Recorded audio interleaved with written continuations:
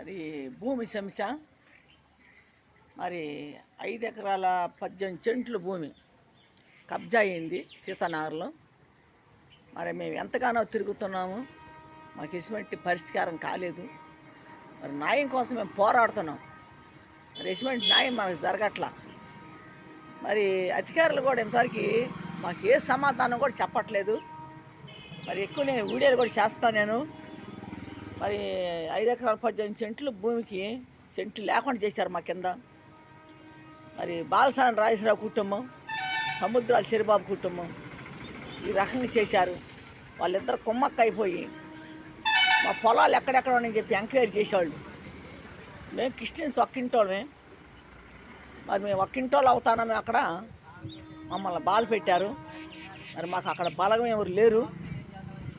మరి మా అమ్మగారిది ఒంగోలు, మా నాన్నగారిది బండోరపాలెం, గుంటూరు జిల్లా. మరి చాలా ఇబ్బంది పడుతున్నాం మేము. మరి ఆ భూమి సమస్య కోసం మేము ఎంతగానో తిరుగుతున్నాం. మరి ఎటువంటి పరిష్కారం కాకుండా చేస్తున్నారు. మరి అధికారులు కూడా అసలు మనకి ఏ సమాధానం చెప్పట్లేదు. మరి ఈ రకంగా మమ్మల్ని అల్లాడిస్తున్నారు. మరి ఆ భూమి కబ్జా చేసి ఒక రౌడీజంగా, ఒక గోండాయిజంగా జరిగింది. మరి సేన్ దగ్గరికి మమ్మల్ని పిలిపించి ఒక ఎస్సీ ద్వారా, ఎస్సీకి డబ్బులు కట్టి, వెంకటప్పారావు ఎస్సీ గారని తాడేపల్లి స్టేషన్లో, ఆయన నాకు ఫోన్ చేసి పొద్దున పూట 10 ఫోన్ చేసి, నువ్వు ఎక్కడున్నావు, ఏంటి భూమి నీది అంటున్నావు, నీ దగ్గర ఏమన్నా తీసుకొని రా అంటే అన్ని ఒరిజినల్ పట్టుకెళ్ళిపోయాను. ఒరిజినల్ కాగితాలు, పొలం కాగితాలు కానీ, ఇంటి కాగితాలు కానీ అన్నీ ఎత్తుకెళ్ళిపోయాను. ఆధార్ కార్డులు, రేషన్ కార్డు కానీ, మరి మా అన్నీ డెత్ సర్టిఫికెట్, మా నాన్నగారిది, అమ్మగారిది ఫ్యామిలీ సర్టిఫికెట్, మరి మా కోర్టు కాగితాలు, మాకు భూమి అక్కడ ఎంతమందికి ఇచ్చారు ఆ కాగితాలు, ఇవన్నీ కూడా నేను ఎత్తుకొని పోయాను. రికార్డులు ఎంతమంది ఉన్నాయి భూములు, అంతమందికి కాగితాలు నా దగ్గర ఉన్నాయి. అవి మొత్తం కూడా నేను ఎత్తుకెళ్ళాను. మరి చేను దగ్గర 30 మంది వాళ్ళు ఉండి మా మీద దాడి చేసి రాళ్ళతోటి, కర్రలతో మమ్మల్ని కొట్టి మాకు రక్తాలు కారేటట్టు చేశారు. నా చేతిలోంచి అవి లాక్కు వెళ్ళిపోయారు.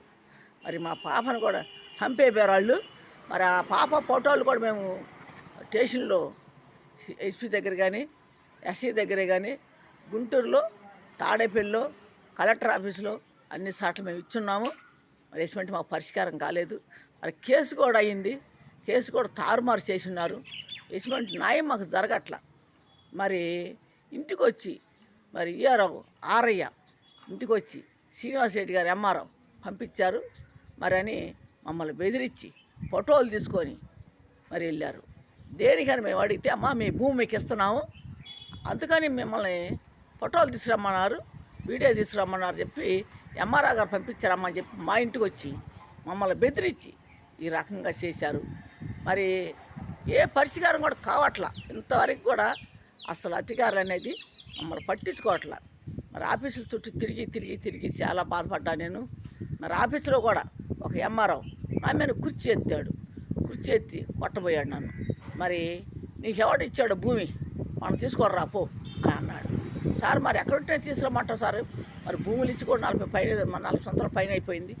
మరి మేము చిన్నపిల్లలమి, మరి మాకు తెలీదు వాళ్ళు ఎక్కడుంటారు, ఎక్కడ తీసుకురమ్మంటారు సార్ అంటే, ఎక్కడ తీసుకొస్తావో మాకు తెలియదమ్మా, తీసుకురాపో అని చెప్పేసి కుర్చీ ఎత్తి నా మీదకి చేశాడు. తిరుమల వెంకటేశ్వరరావు ఆయన పేరు, ఎంఆర్ఓ, ఆయన చేశాడు ఈ పని.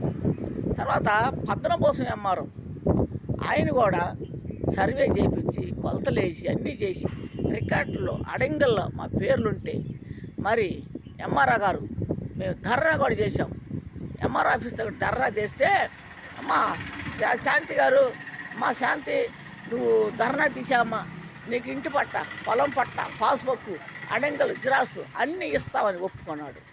ఒప్పుకొని వాళ్ళతో, కబ్జాదారులతో కొమ్మక్కైపోయి వాళ్ళు ఇచ్చిన డబ్బు తీసుకొని ఇక్కడ లేకుండా వేరే సాటుకి ట్రాన్స్ఫర్ అయ్యాడు ఆయన. తర్వాత శ్రీనివాసరెడ్డి గారు వచ్చారు, ఆయన కూడా ఎంఆర్ఓవే. శ్రీనివాసరెడ్డి గారు వచ్చారు. ఆయన వస్తే ఆయన కాడికి కూడా వెళ్ళి మేము తిరిగి మరి ఆయనతో కూడా మేము మాట్లాడి, మరి సార్ మరి ఇది సార్ మాది, మా భూమి ఇలా చేశారు సార్ అంటే, ఆయన కూడా ఎంక్వైరీ పంపించి, సర్వే చేయించి, కొలతలేసి అన్నీ చేసి, రికార్డులు తెచ్చి, రికార్డులు మా పేర్లు చదివి, అడంగల మా పేర్లు చదివి, సార్ మాయే సార్ ఆ పేర్లు, మా తల్లిదండ్రులది, మా అన్నదమ్ముడిది, మా వదిన గారు వీళ్ళందరూ అండి అని చెప్పుకొచ్చాం.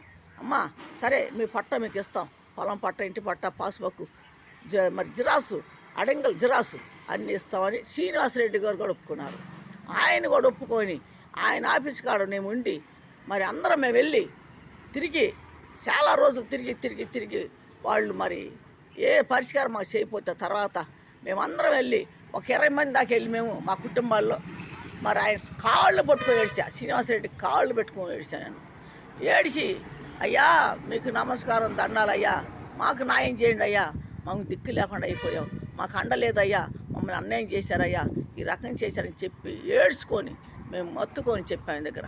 చెప్తే ఇదిగో అమ్మ మేము ఇస్తున్నాం, ఒక 10 రోజులు ఇస్తున్నాం, ఒక 6 రోజులు ఇస్తున్నాం, మీరు ఇబ్బంది పడగాకండి, మీకోసం నాకు డ్యూటీ ఇక్కడ వేశారు అని చెప్పి మాకు నచ్చ చెప్పి ఆయన నైతారంగా చేశారు. ఈ పనులు మమ్మల్ని చాలా బాధ పెట్టారు. మీరు అందరూ చూడండి, ఇది భూమి సమస్య, 5 ఎకరాల 10 చెట్లు భూమి కోసం మేము బాధపడుతున్నాం, ఎటువంటి పరిష్కారం మాకు కాలేదు. మీరు అందరూ చూడండి, చాలామంది చూస్తున్నారు, మీకు అందరికీ వందనాలండి.